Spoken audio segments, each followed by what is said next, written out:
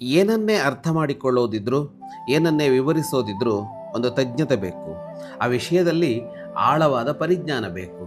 ಎಲ್ಲರೂ ಎಲ್ಲವನ್ನೂ ಹೇಳಿಬಿಡ್ತೇವೆ, ನಾನು ಬುದ್ಧಿವಂತ ಜಾಣ, ಯಾವ ವಿಷಯದ ಬಗ್ಗೆ ಬೇಕಿದ್ರೂ ನಾನು ಕಾಮೆಂಟ್ ಮಾಡ್ತೀನಿ, ನಾನು ಮಾತಾಡ್ತೀನಿ, ಇದು ಸರಿ ಇದು ತಪ್ಪು ಅಂತ ಜಗತ್ತಿನ ಯಾವ ವಿಷಯವನ್ನು ನಾನು ನಿರ್ಣಯಿಸಬಲ್ಲೆ ಅಂತ ಅಂದುಕೊಳ್ಳೋದಿದೆಯಲ್ಲ, ಅದು ಬಹಳ ತಪ್ಪು ಅಂತ ಒಬ್ಬ ವಿವೇಕಿ ಹೇಳ್ತಾನೆ.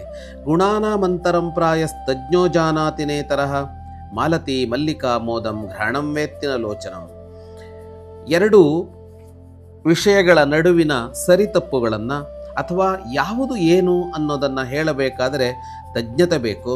ತಜ್ಞ ಮಾತ್ರ ಅದನ್ನು ಅರಿತುಕೊಳ್ಳಬಲ್ಲ. ಮಾಲತಿ ಮತ್ತು ಮಲ್ಲಿಗೆ ಎರಡು ಹೂವುಗಳಿವೆ. ಇವುಗಳ ಎರಡರ ಪರಿಮಳದಲ್ಲಿರುವ ವ್ಯತ್ಯಾಸ ಏನು ಅನ್ನೋದು ಮೂಗಿಗೆ ಗೊತ್ತಾದೀತೆ ಹೊರತು ಕಣ್ಣಿಗೆ ಗೊತ್ತಾಗೋದಿಲ್ಲ.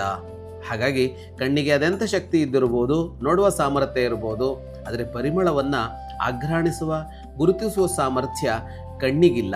ಹಾಗಾಗಿ ಯಾವ ವಿಷಯಕ್ಕೆ ಯಾರು ಸಮರ್ಥನೋ, ಯಾರು ತಜ್ಞನೋ ಅವನೇ ಅದನ್ನು ನಿರ್ಣಯಿಸಬೇಕು, ಅವನೇ ಅದರ ಬಗ್ಗೆ ಮಾತನಾಡಬೇಕು. ನಾವಿವತ್ತು ಮಾಡ್ತಾ ಇರುವಂತೆ ಎಲ್ಲ ವಿಷಯಗಳ ಬಗ್ಗೆ ಎಲ್ಲರೂ ತಜ್ಞರಾಗೋದು ಅನ್ನೋದಿದೆಯಲ್ಲ, ಅದು ಸರಿಯಾದದ್ದಲ್ಲ. ಶುಭಂ ಭೂಯಾತ್.